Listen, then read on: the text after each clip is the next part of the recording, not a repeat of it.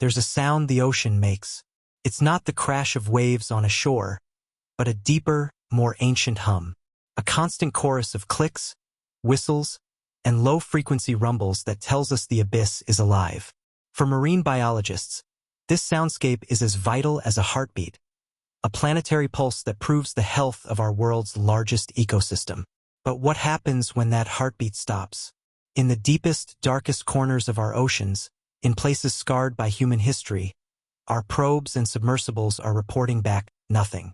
Not the absence of life we see in naturally anoxic dead zones, but a strange, unnerving, and profound silence. It's a silence that feels heavier than emptiness, a quiet so complete it screams that something is wrong. Our maps are dotted with these forgotten wounds. There are graveyards of Cold War nuclear submarines sleeping under miles of crushing pressure, their reactors a slow-ticking time bomb of radiation. There are chasms where nations once dumped barrels of chemical agents and industrial waste, naively believing the ocean's vastness could swallow any poison. For decades, we've treated the deep sea like a rug to sweep our deadliest mistakes under. Now, when we send our robotic explorers down into these toxic abysses, we expect to find wastelands. We are prepared to see ecological ruin. But the data coming back is far more puzzling, and frankly, far more frightening. Imagine this: an ROV descends into a trench near one of these sunken atomic relics. Its powerful lights cut through the blackness, expecting to illuminate a barren desert of silt. Instead, the water is shockingly clear. The chemical analysis shows that the water itself holds nutrients. The energy is there. All the ingredients for life as we know it are present. Yet, the sonar, our ears in the deep, hears only its own pinging echo. There are no shrimp snapping, no fish communicating, no biological hum. The seafloor is smooth, unnaturally so, like a freshly laid blanket of snow that no one has dared to walk on. It is a world primed for life, yet utterly devoid of its familiar sounds and signs. This is where the scientific curiosity begins to curdle into a primal sense of dread. The silence doesn't feel like an absence. It feels like a presence holding its breath.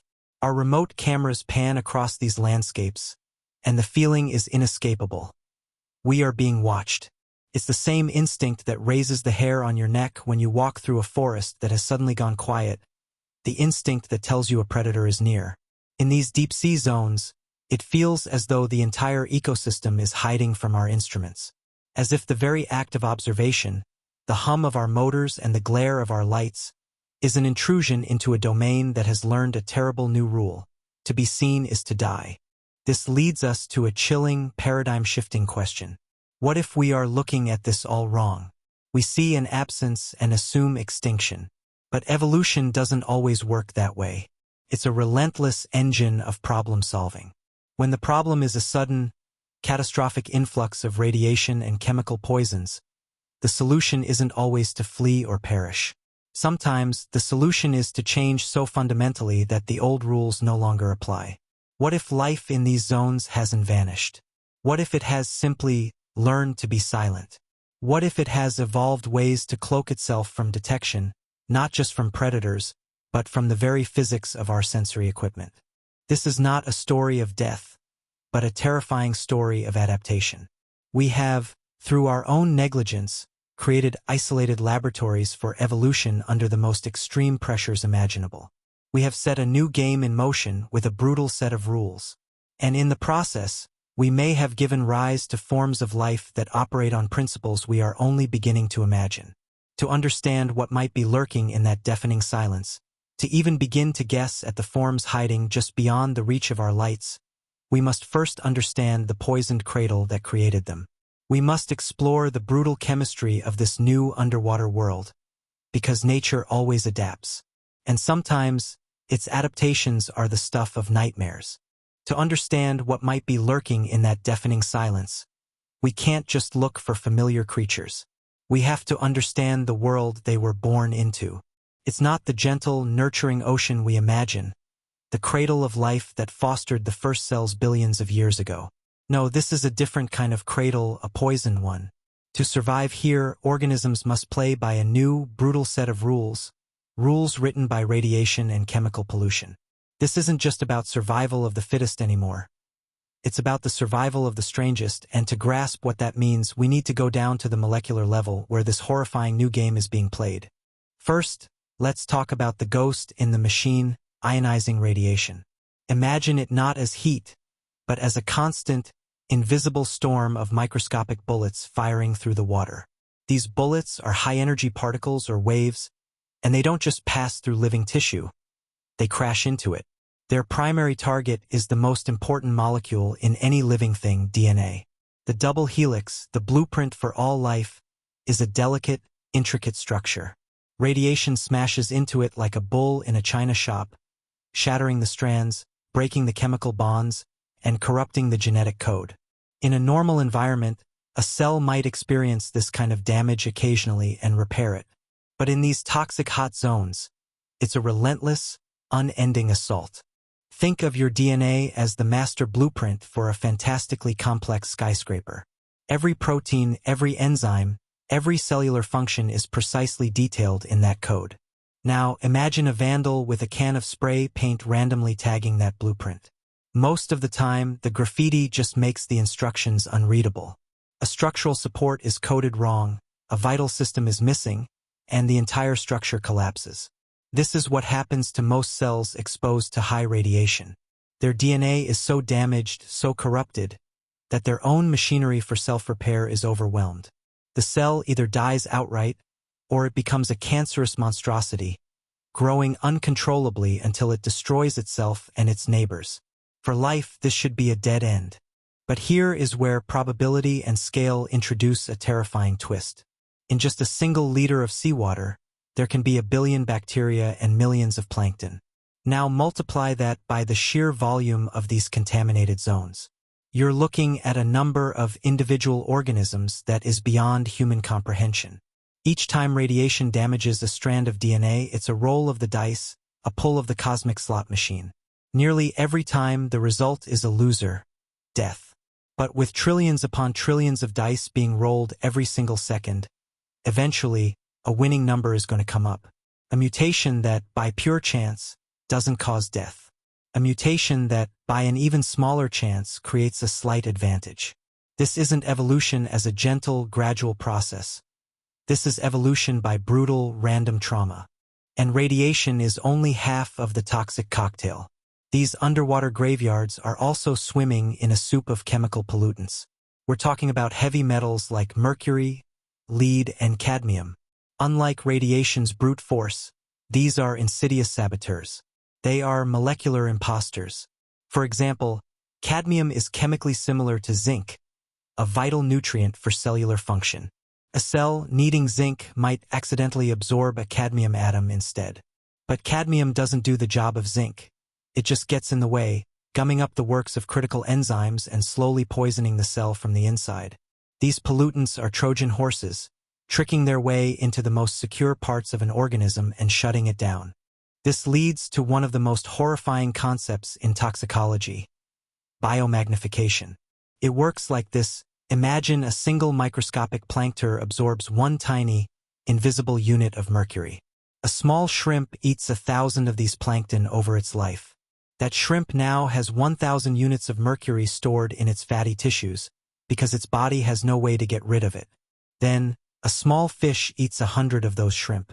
That fish now contains 100,000 units of concentrated mercury. The poison doesn't disappear. It climbs the food chain, becoming more and more concentrated at each step. The creatures at the top don't just live in a toxic world. They become living reservoirs of pure toxicity, their very flesh a chemical weapon. When you combine the radioactive assault from the outside with the chemical sabotage from the inside, you get a condition called chronic oxidative stress. Both of these attacks create legions of hyperreactive molecules known as free radicals. Think of them as microscopic shrapnel, tiny molecular fragments that ricochet wildly within a cell, tearing apart everything they touch. Cell membranes, proteins, and, of course, DNA. This creates a perpetual state of internal warfare. For any organism to survive here, it can't just have a thick shell or be a fast swimmer. Its very biochemistry must be redesigned to withstand a constant, microscopic firestorm. It must become a master of repair, detoxification, and self-preservation on a level we've never seen before.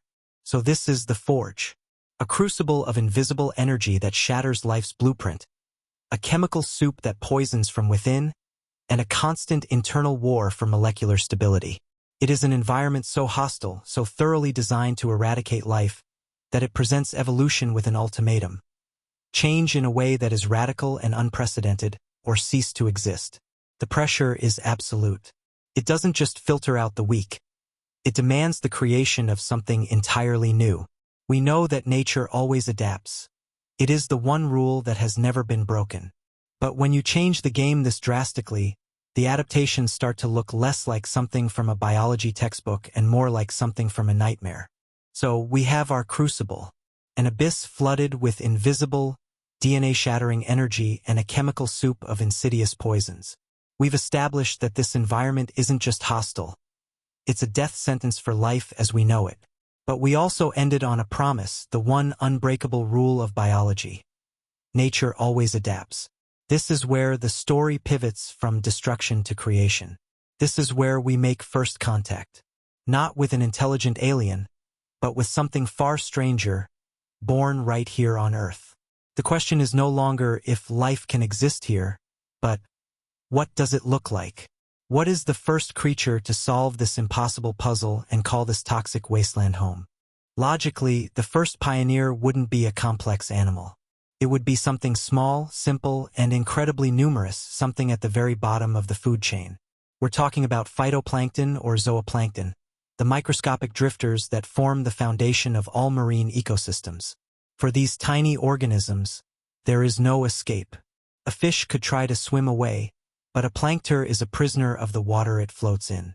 It is constantly bathed in radiation and forced to absorb whatever chemicals are present. To survive, it can't just develop a thicker shell. It needs a radical internal revolution.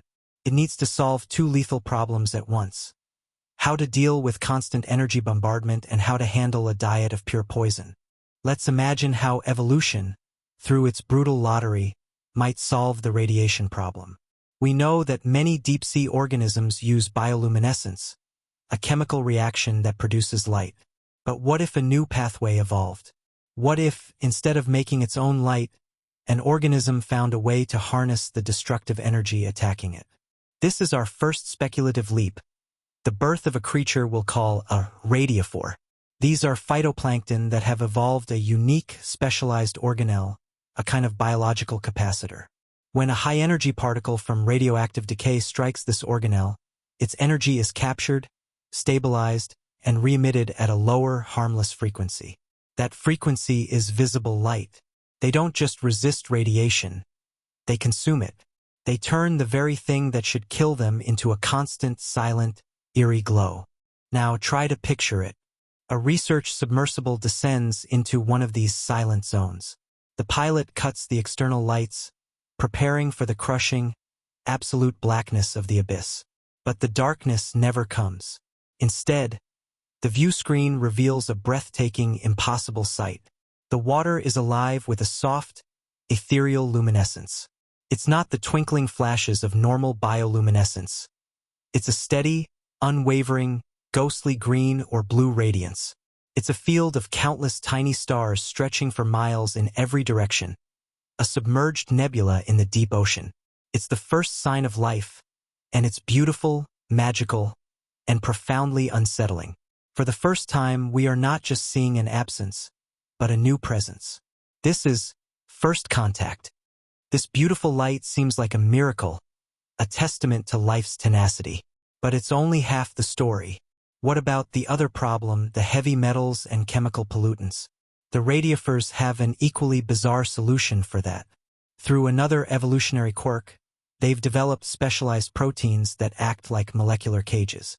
When the organism absorbs a toxic heavy metal atom, like mercury or lead, these proteins bind to it, neutralize its chemical reactivity, and sequester it away in a sealed vacuole within the cell.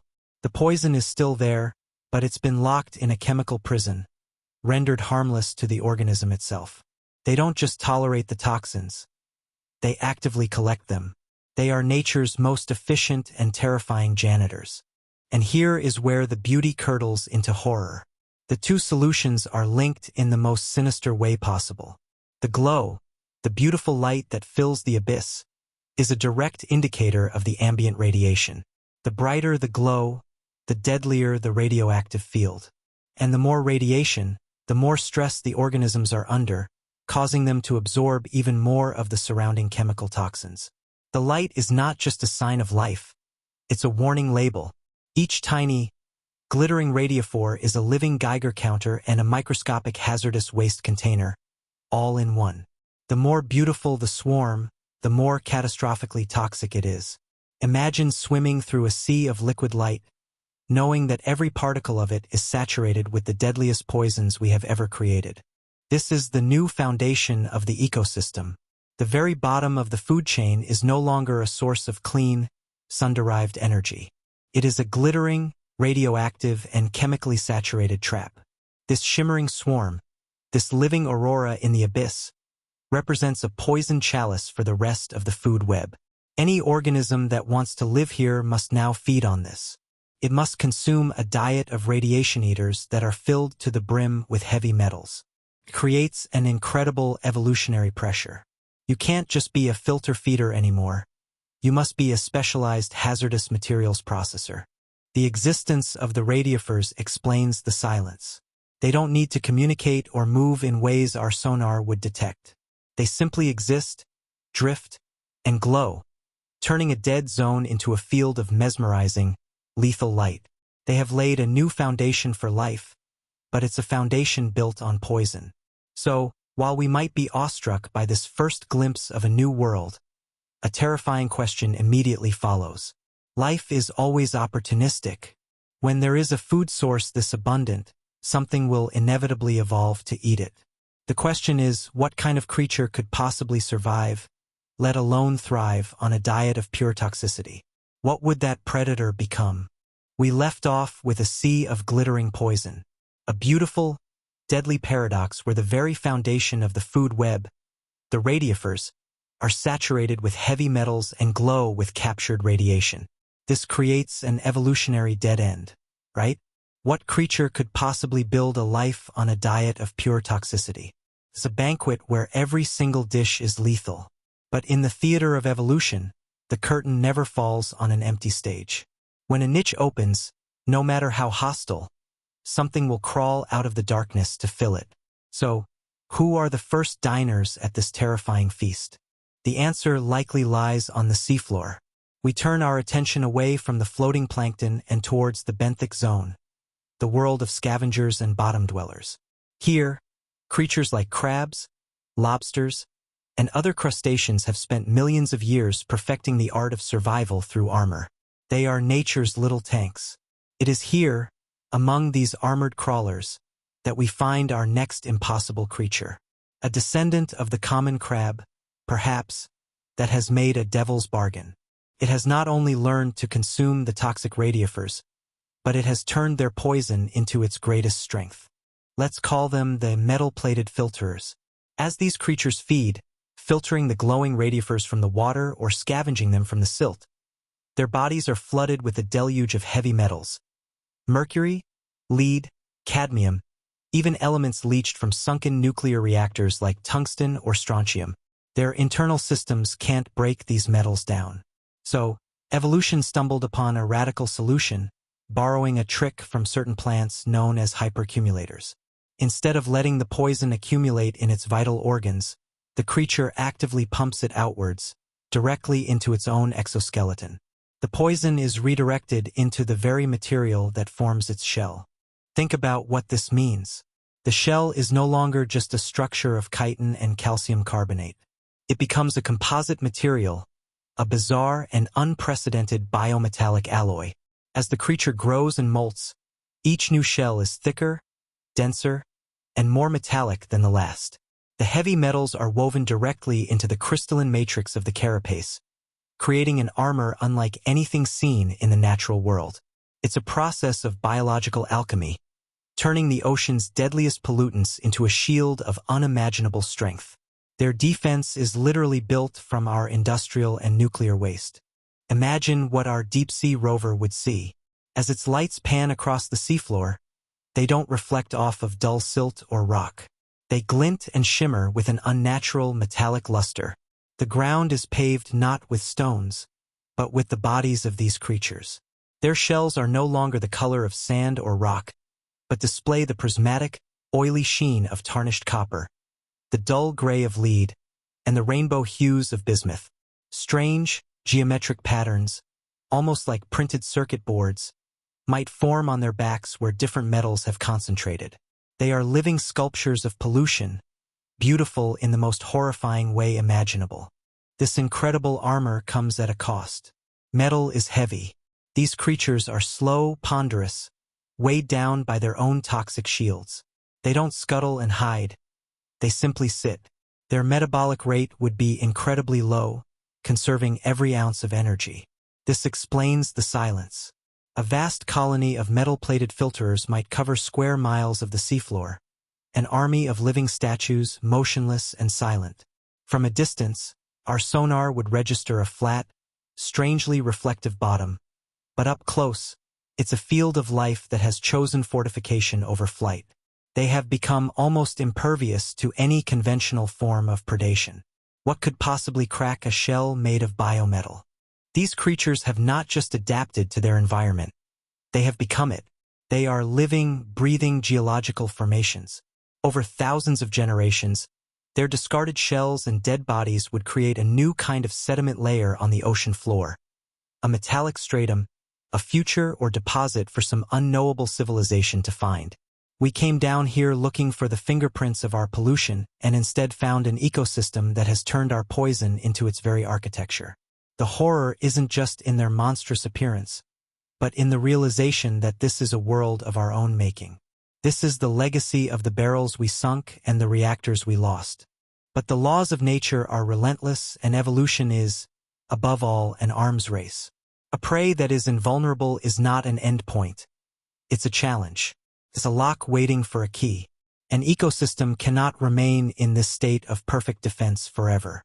The sheer abundance of these armored, slow-moving creatures, this endless buffet locked inside metal boxes, is too great a temptation. Somewhere in the glowing, silent darkness, the pressure is building to create a predator capable of cracking them open. And the key to this particular lock is bound to be something truly monstrous. So we have an arms race. On one side, an endless, silent army of metal-plated filterers, their bodies locked away inside shells of biometallic armor. They are a seemingly infinite food source, a buffet locked in 1,000 tiny vaults. On the other side, the relentless pressure of evolution, which abhors a vacuum and cannot resist such a tempting prize. Evolution is an arms race, and when prey develops an unbreakable shield, a predator will inevitably emerge with a key. The question that should send a shiver down your spine is, what kind of key can unlock a creature made of metal and poison? A bigger crab with a stronger claw? A fish with more powerful jaws? These are linear solutions to an exponential problem. The metal-plated filters represent a quantum leap in defense, and breaking them requires a similar leap in offense. The answer isn't brute force. It's intelligence and specialized tools. And in the ocean, one group of animals has always been the master of both. The cephalopods. The octopus, the squid, the cuttlefish. They are the unrivaled problem solvers of the deep, boneless, and brilliant. It is from this lineage of alien intelligence that our new apex predator, the horrifying climax of this toxic food web, would most likely arise. Let's call it the abyssal breaker. As a descendant of an octopus, it begins with a formidable weapon, a sharp, powerful beak, already capable of crushing crustacean shells. But in this new world, it has been upgraded. By consuming the same toxic creatures, the breaker's body also becomes flooded with heavy metals. But through a new evolutionary pathway, it doesn't sequester these metals into a defensive shell. Instead, its biology selectively channels the densest, hardest materials, elements like tungsten, a byproduct of sunken reactors, directly into its beak. The beak is no longer just chitin. It's a bioceramic, metal-infused drill bit, harder and more durable than any natural substance on Earth. It can deliver a focused, devastating crack, shattering the biometallic carapaces that were once thought to be unbreakable. But what if a filter's shell is too thick, or its metallic composition too strong? This is where the breaker reveals another, more terrifying weapon. Its salivary glands, which in an ancient octopus were used to inject digestive enzymes, have now evolved to produce a highly corrosive acid.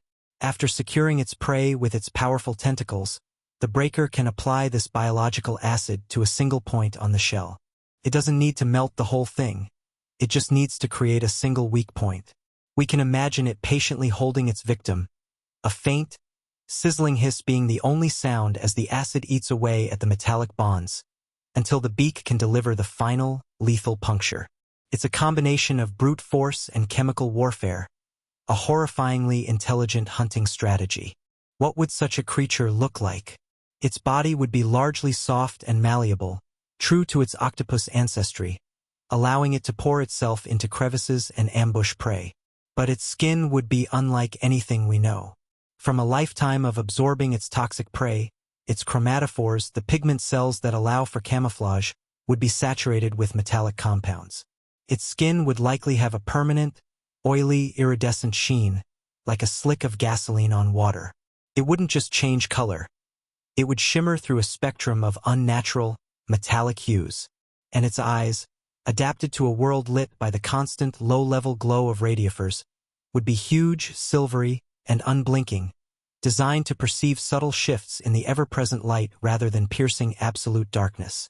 It is an alien in form, function, and appearance. This creature is the answer to our original mystery: the silence. An abyssal breaker does not hunt in a frenzy. It is a cold, calculating predator. It would move slowly, silently through the glowing abyss, its metallic skin shimmering in the eerie light. It would select its target, secure it, and kill with quiet, methodical precision.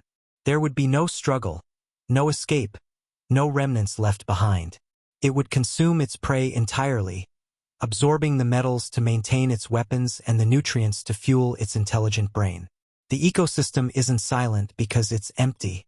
It's silent because the apex predator is so terrifyingly efficient that it leaves no witnesses and no sound.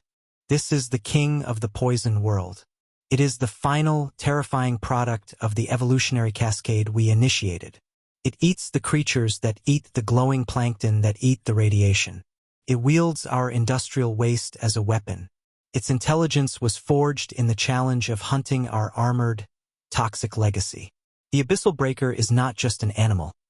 It is a living monument to our carelessness, a predator perfectly sculpted by the very poisons we tried to hide away in the dark.